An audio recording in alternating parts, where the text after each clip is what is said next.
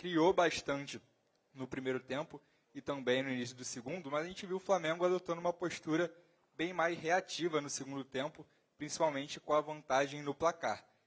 Continuou criando, mas depois, a partir mais ou menos na metade do segundo tempo, o Flamengo sofreu um pouco dessa forma. Queria te perguntar, primeiro, essa mudança um pouco de estratégia depois do intervalo, e segundo, por que o Flamengo começou a sofrer? Se foram substituições, talvez não deram tanto certo, foi o cansaço, e, enfim, se você também concorda com isso. Obrigado.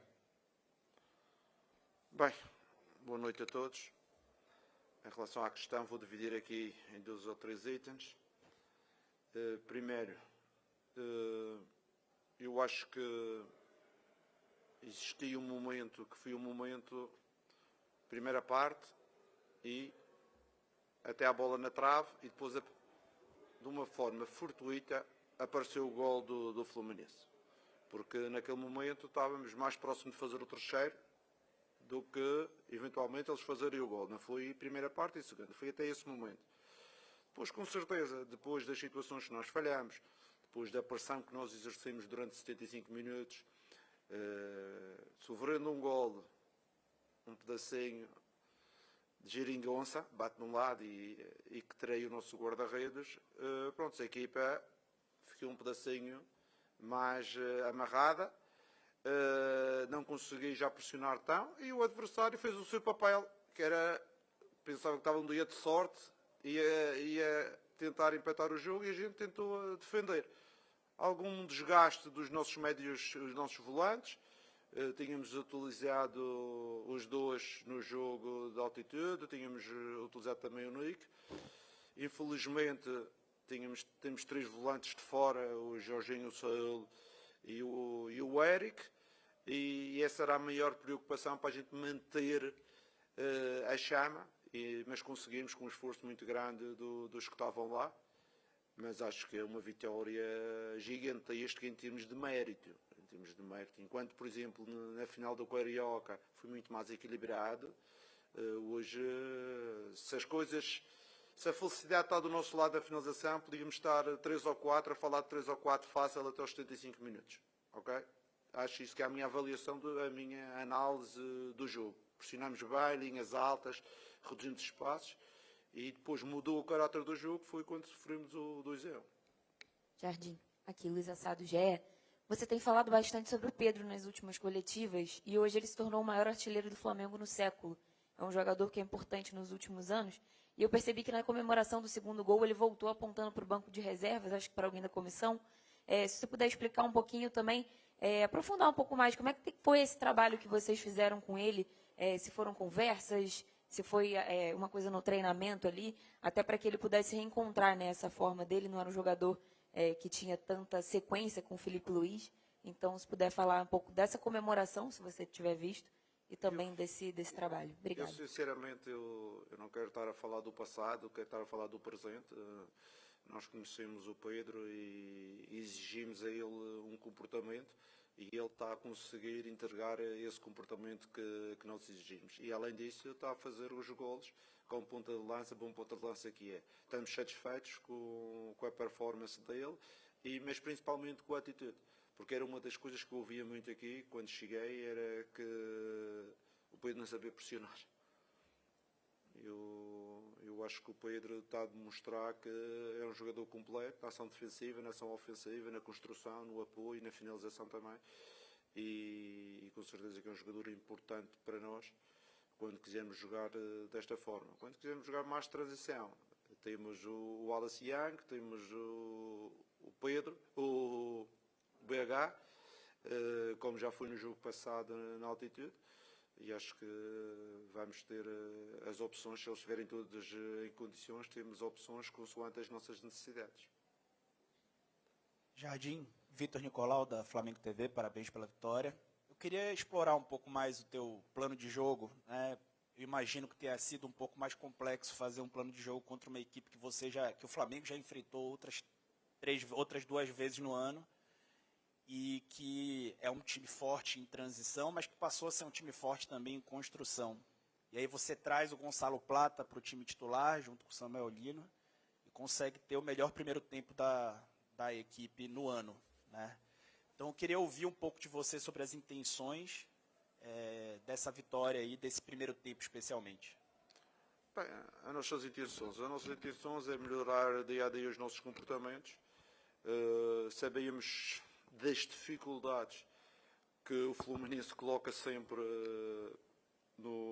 nestes clássicos em relação ao Flamengo, e fiz uma análise dos últimos 10 jogos e verifiquei que somente em 2 o Flamengo tinha conseguido fazer um gol na primeira parte, e trabalhamos em cima disso. Eu disse aos jogadores que temos que jogar a pressionar e temos que fazer um gol na primeira parte. Temos que reduzir espaços, provocá-los com bola, sem bola, na pressão, na saída de bola. Em termos estratégicos trabalhamos bem, os jogadores compreenderam, no campo eles tiveram uma atitude formidável e conseguimos, porque em termos percentuais, sempre que o Flamengo fez um gol na primeira parte, ganhou o jogo.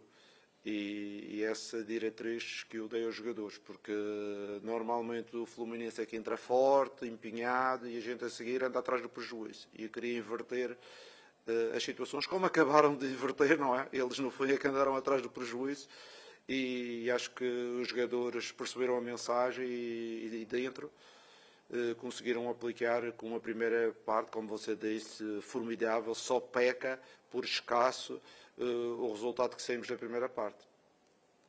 Jardim aqui, boa noite, Sidão Marinho da Litoral News. Foi uma belíssima atuação do Flamengo, né? Concordo na questão do primeiro tempo melhor da temporada.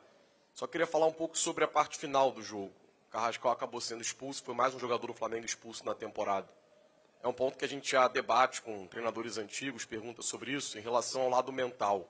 Você acha que às vezes tem um excesso muito grande na vontade de chegar, tentar roubar a bola, ou está faltando de fato um mental mais qualificado para o Flamengo para manter todos os jogadores em campo? Teve a expulsão do Eric, hoje é do Carrascal, no ano passado outros jogadores também já tinham sido expulsos. Como você analisa essas expulsões que acontecem talvez de uma forma desnecessária? Eu analiso que as expulsões, algumas têm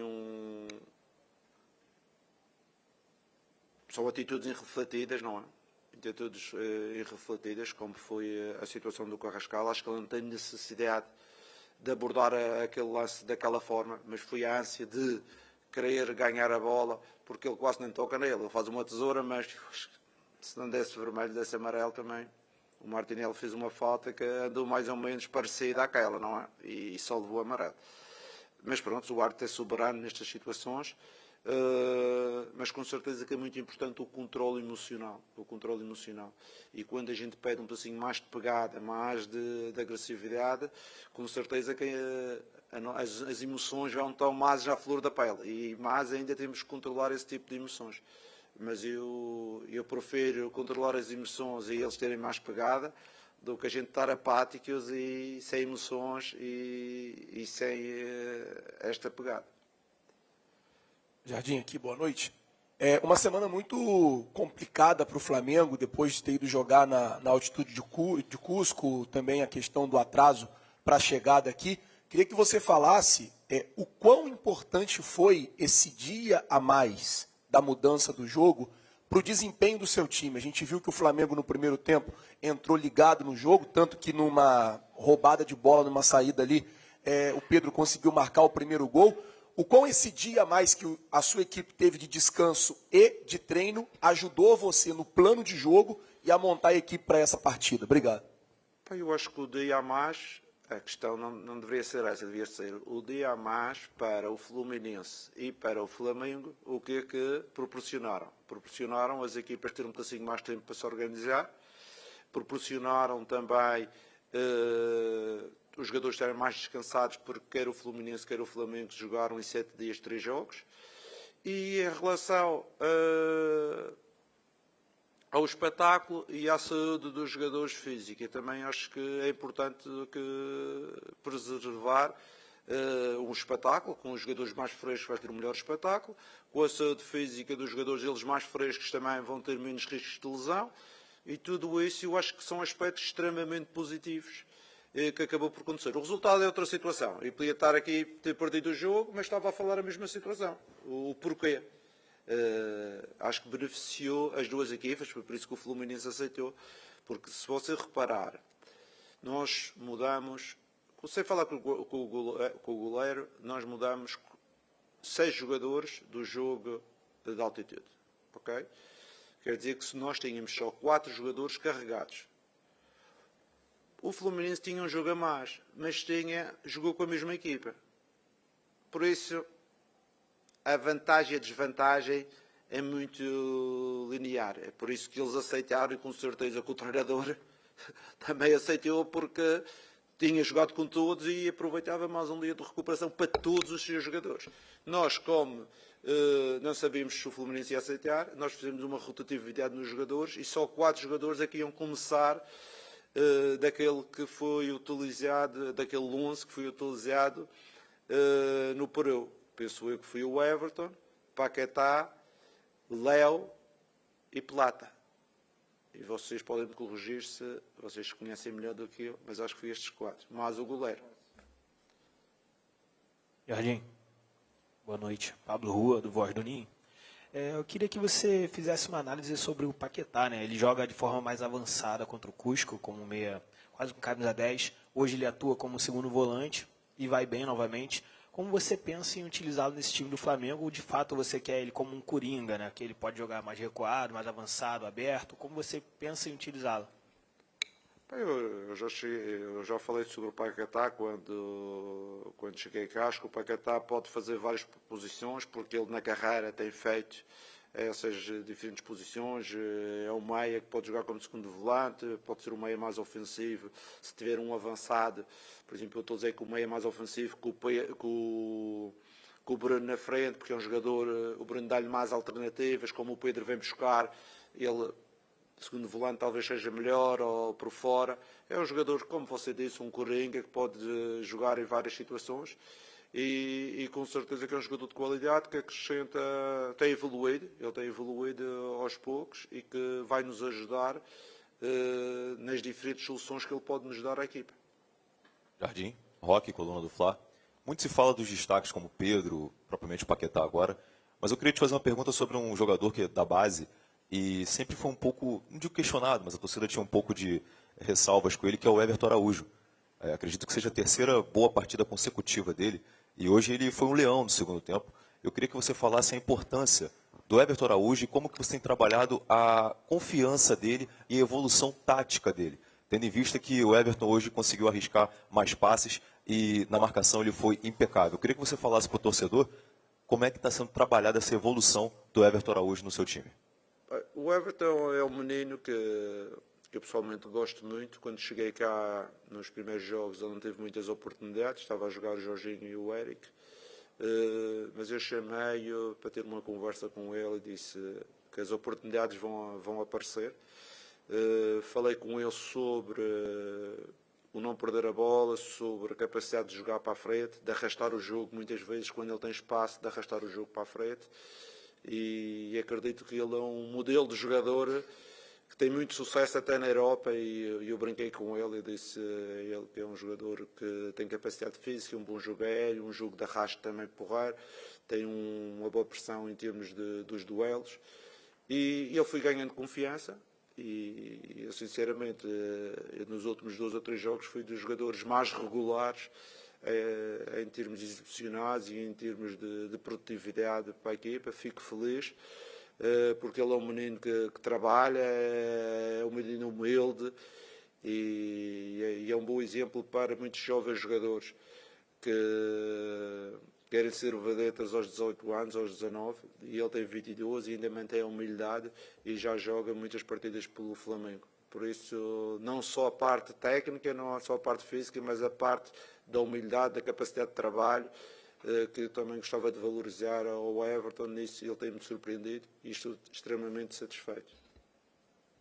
Oi, Leonardo, Jardim, boa noite. Parabéns aí pela vitória no Fla-Flu, Sérgio Lobo, TV Globo, Sport TV. Hoje foi seu 9º jogo, né, comandando o Flamengo. Diante de tudo que a gente está falando aqui e da sua análise do jogo, a gente pode dizer que foi a melhor atuação do Flamengo sob o seu comando nessa vitória sobre o Fluminense, um adversário pesado. E eu estava, só um complemento, eu estava olhando aqui a tabela de classificação. O Flamengo, com o resultado, ele agora é o vice-líder do campeonato. 6 pontos atrás do Palmeiras. Ele tem 20 pontos com 4 outras equipes. E até o confronto contra o Palmeiras, você acha que o Flamengo, ao menos, pode diminuir essa vantagem?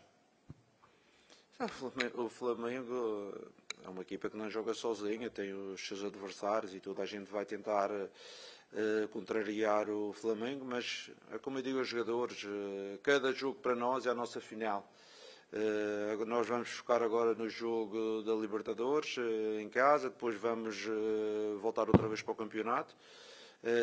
É importante nós fazermos o nosso trabalho, não pensar muito no que são, o que é que os nossos oponentes podem fazer. O importante é nós fazermos o nosso, como aconteceu hoje, conquistar mais 3 pontos, continuar a subir na tabela e no futuro a ideia é prevalecer, que é fazer o nosso e deixar ver o que é que vai acontecer aos outros.